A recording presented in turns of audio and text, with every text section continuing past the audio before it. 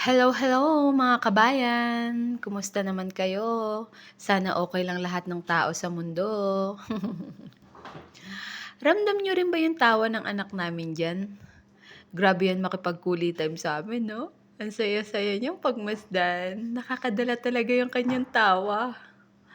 Yun nga lang, hindi niyo maririnig yon. Pero no worries, kasi ise-share ko sa inyo yon. Masayahin talaga siya kahit nung baby pa lang siya, pinanganak siya.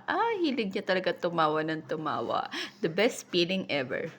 Pero time flies so fast. Parang kailan lang kasi nung pinanganak ko siya. Ngayon, ito na, nakikipag-QLY time na sa aming mag-asawa.